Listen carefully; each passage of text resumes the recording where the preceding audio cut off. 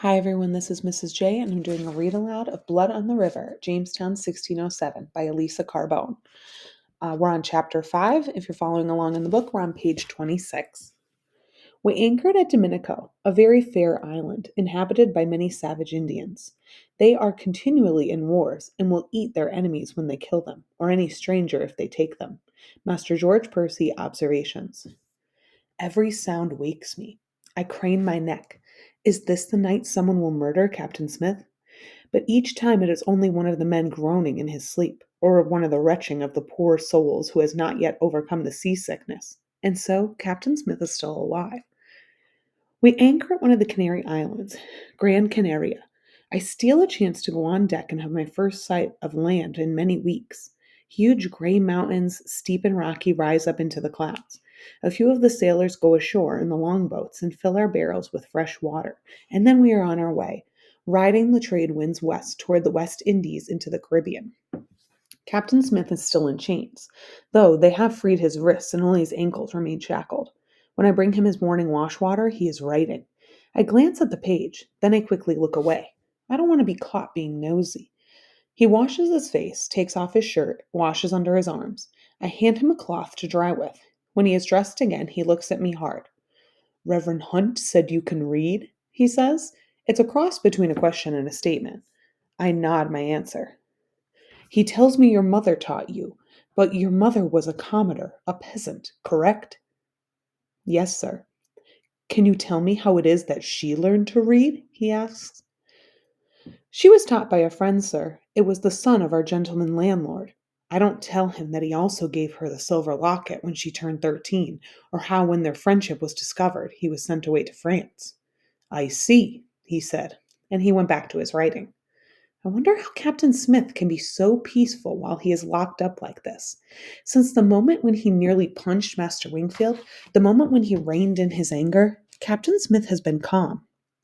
That first day he had me bring him his paper, quill, and ink. When Julius Caesar was put in prison, he wrote, he said. So I shall do the same. He has been writing ever since, the story of our journey. As he writes and remains calm, the whisperings have changed. Now they say that Master Wingfield and some of the other gentlemen made up those charges.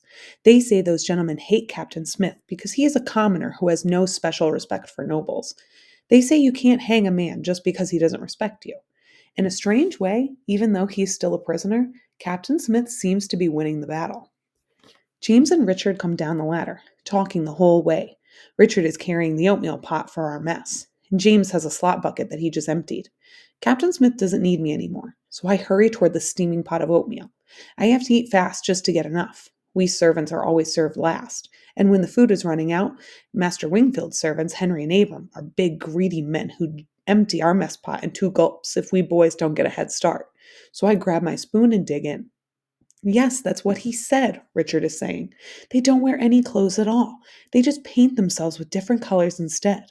The sailor said he heard it from a French sailor who had already been to the New World. What else? James asked. That the women make cuts and burns on their faces and bodies to make pictures on them.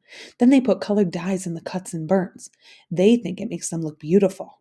I snicker and nearly spit out my oatmeal. Richard gives me an annoyed glance. He said that the men have hair a yard long on one side, and then their head and their hair is shaved close on the other, he says. And they decorate their hair. One of their favorite decorations is they cut off the hand of one of their enemies and dry it in the sun, and then tie the dried hand into their hair.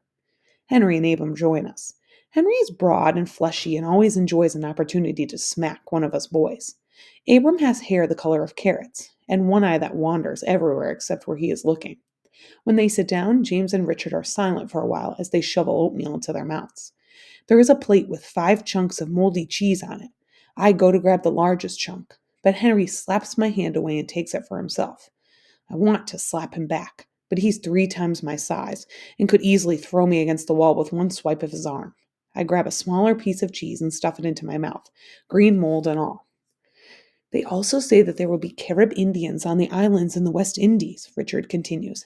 They say that the Caribs chop people up for their cook pots and eat them. Now James looks pale and terrified. Henry snorts. Don't worry, lad. They won't want you. You're too skinny and snotty for their taste. He slaps James on the back hard enough to hurt, and then he and Abram go off to their card game with the other common men. What else did you hear? I mock Richard in a sing-song voice. I can hardly believe he's so gullible that the sailors are able to fool him like this. It's true, Richard glares at me. I heard the sailors talking. I heard it all with my own ears. James nods. His eyes are wide and scared. You were dunces, both of you, believing that rot, I say. Don't you think the sailors knew you were listening? Don't you think they're up there right now laughing their heads off about the stupid boy who was eavesdropping and believed all their lives? Richard and James exchange a look. You think they were lying, Samuel? James asks me hopefully. I think you're an idiot, I say. Those sailors are playing games with you. They're almost as bored up there as we are down here. I look at Richard. Do you really think a woman would make cuts and burns in her face to look beautiful? Richard frowns and then shakes his head. Then stop talking about it, I say. Moments later, we hear the call. Land ho! Richard grabs the empty oatmeal pot, but I yank it out of his hands. Hey, that's my job, he shouts. I brought it down. It's my job now, I say. I run to the ladder with the pot. No way I'm going to let this chance slip by. Up on deck, I squint in the dazzling sun. The sails billow bright white against the blue sky. The breeze is warm. I go to the railing and search the horizon. There it is, a green bump in the distance, in the midst of the jewel blue sea, the first of the Caribbean islands. I give the pot to the cook and linger, breathing in the sweet air, marveling at the brightness of it all. Richard comes up on deck, and James too, and several of the gentlemen, until the first mate calls a halt. He drives us all back down below, threatening to beat us boys with an oar if we don't hurry. The 'tween deck is abuzz with gentlemen and commoners both, wondering what this land sighting means. Will we finally be allowed off this stinking ship? They'd better at least get fresh water. What we have left smells like sick dog. I want fresh meat. I will demand that I be let off to hunt. When the shouting begins up on deck, we all fall silent. God save us, they're coming. Look at them, they're monsters. Captain Newport, permission to man the guns, sir. James and Richard both look at me as if I have the answers. I decide I'd rather be beaten with an oar than sit in the dark 'tween deck waiting to be devoured by sea monsters, so I scramble up the ladder to the deck. We are in shallow water now. The sea is a translucent blue. Moving swiftly across the crystal water are several canoes. In the canoes are the very creatures conjured up by Richard's stories. They are naked, their skin painted red. The women's faces and arms are tattooed with patterns. The men's hair is long with beads and bones. Human bones? Hanging in decoration. They are coming quickly toward our ships. I catch my breath. I expect to hear the scrape of the cannons being loaded, but instead I hear Captain Newport's voice.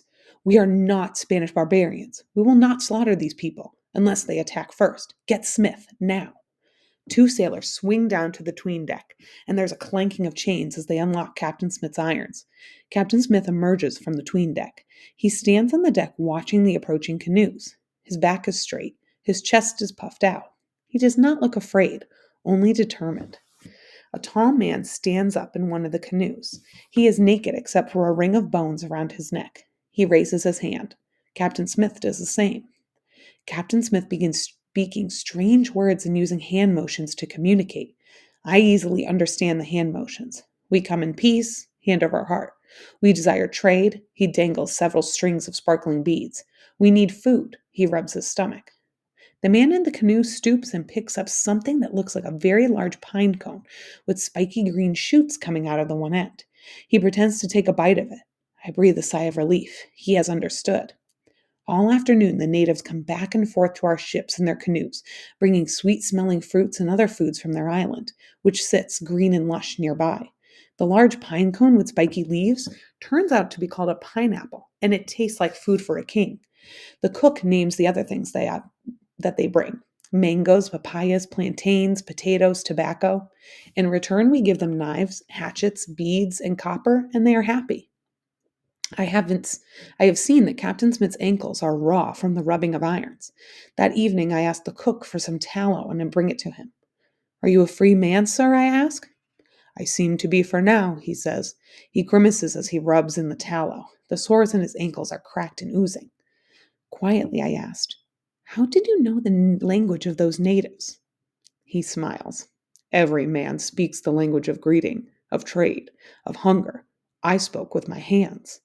I nod. But the words? He shakes his head and whispers, "Those are Algonquin words, a language spoken in Virginia by the natives there. Roanoke settlers brought back word lists. I have studied them. Let Newport and the others think that they need me as a translator in these islands. It's too hot for those chains." I have one more question, but I am not sure I want to know the answer. I take a deep breath and blurt it out. Do the Carib Indians chop up people for their cookpots and eat them? He stops rubbing his ankle for a moment and looks at me. Only if they catch them, he says.